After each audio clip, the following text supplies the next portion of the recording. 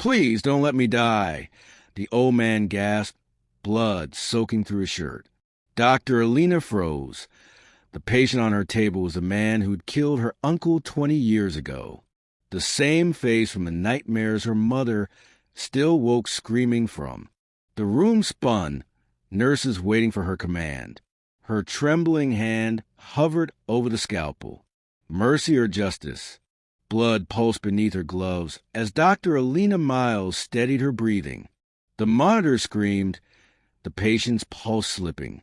Around her, the trauma team waited for orders. Doctor, a nurse whispered, but Alina couldn't answer.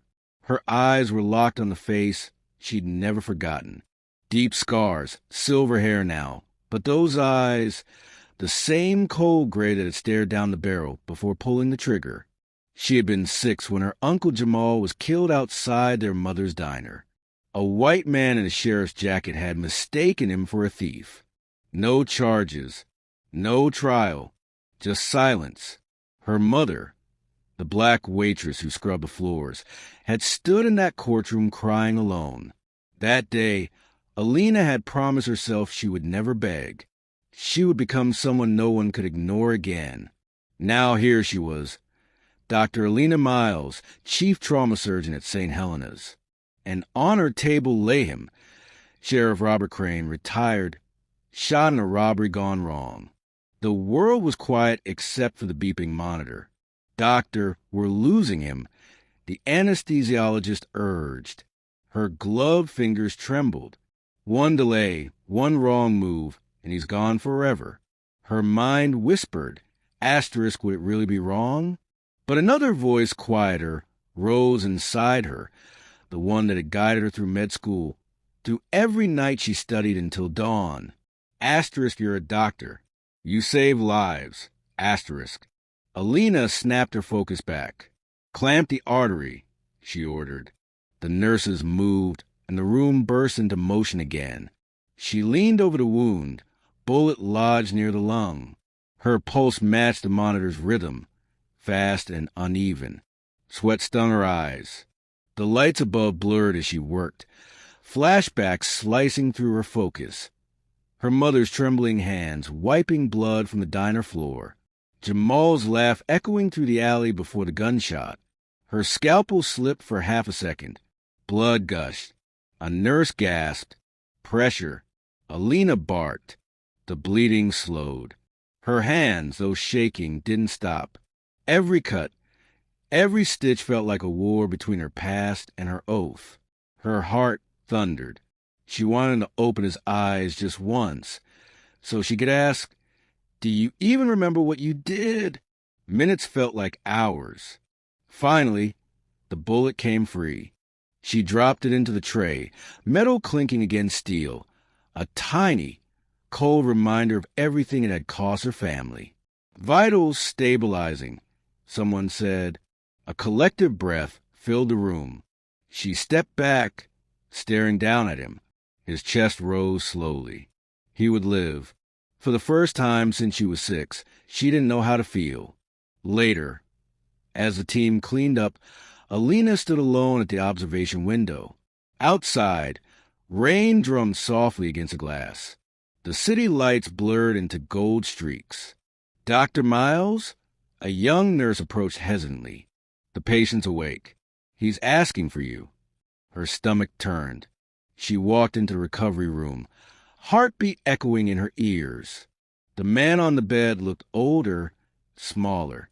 The oxygen tube hissed softly. His eyes opened, and this time they weren't cold. They were scared. You look familiar," he rasped. Alina said nothing. He squinted, voice trembling. "What's your name, doctor?" She hesitated. "Dr. Alina Miles." His breath hitched. The name landed like a bullet. "Miles, your mother's diner." Her silence was the answer. His eyes filled with something she had never expected to see. Regret. Real human regret. He turned his head, tears spilling into his hair. I never meant." She stopped him gently. "Don't." He looked up at her, broken. "Why did you save me?" Alina held his gaze for a long moment. Then she said quietly, "Because you never gave my uncle a chance to live." "But I did." He stared at her, unable to speak. She turned to leave, but just before stepping out, she paused at the door. "You can spend whatever time you have left remembering that mercy doesn't erase justice." The door clicked shut behind her. Outside, the hallway buzzed with life. Patients, nurses, new emergencies. Alina walked through all, her steps slow but steady. Somewhere deep inside, a weight she carried for 20 years began to lift. Not gone, but lighter, and in the silent room behind her, Sheriff Crane wept for the first time in his life. The corridor lights flickered as Alina stood outside the hospital boardroom, her white coat damp with rain. She'd just finished another 12-hour shift, but exhaustion couldn't quiet the storm building inside her. The hospital's legal team had called her in. Apparently, Sheriff Crane's family was threatening to sue. Her saving him wasn't enough. They wanted to make her the villain. When she entered, the air was thick with tension. Crane's son sat across the table, a tall man with the same steel-gray eyes, his badge glinting under the lights. The board members whispered among themselves, glancing nervously at him.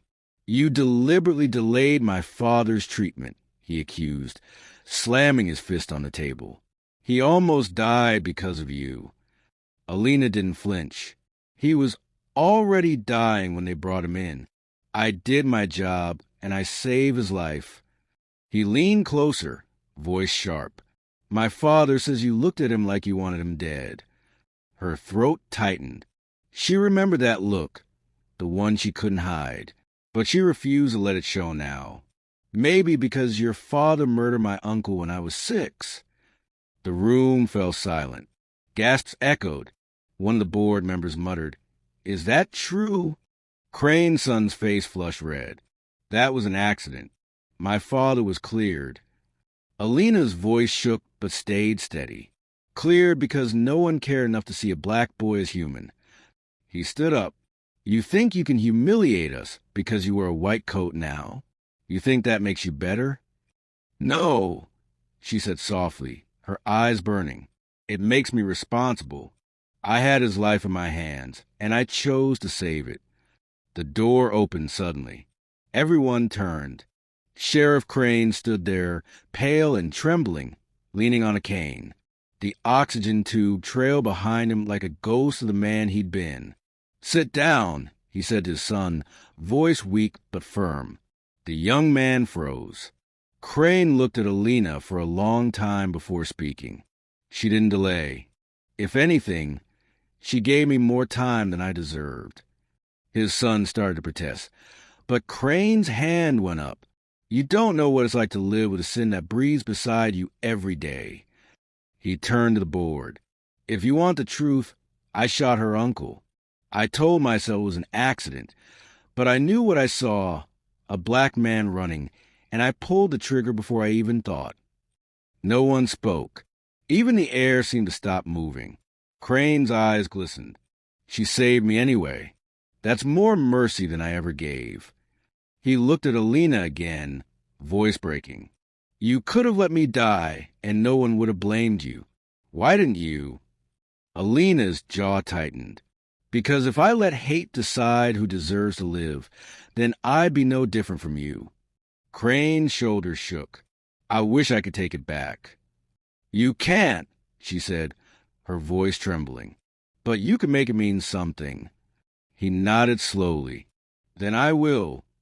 He turned toward the room. "I'm donating every cent of my pension to a scholarship fund for black students who want to be doctors. Maybe one of them will save another life I can't." The silence that followed was heavy, filled with something fragile, like forgiveness, but not quite. Crane's son stared at his father, speechless. The board members avoided eye contact. And Alina, she just stood there, exhausted, her heart aching and full at the same time. When she finally stepped out into the rain, the city lights shimmered against the wet pavement. She tilted her face upward, eyes closing as the water washed over her. For the first time, she didn't feel small or powerless or broken. She had faced a man who destroyed her family. And somehow, she'd won without hate. Behind her, through the glass doors, she saw Crane watching from his wheelchair. He raised a trembling hand. She didn't wave back. She didn't need to. Some wounds don't heal. But sometimes mercy makes them stop bleeding. Weeks passed, and the world outside the hospital kept moving. But something inside Alina had changed forever. The night she saved Sheriff Crane had become a quiet storm that refused to fade. His confession spread to the city like wildfire. An old crime finally dragged into the light. Reporters flooded the hospital, hungry for headlines. But Alina stayed silent. She wasn't seeking fame.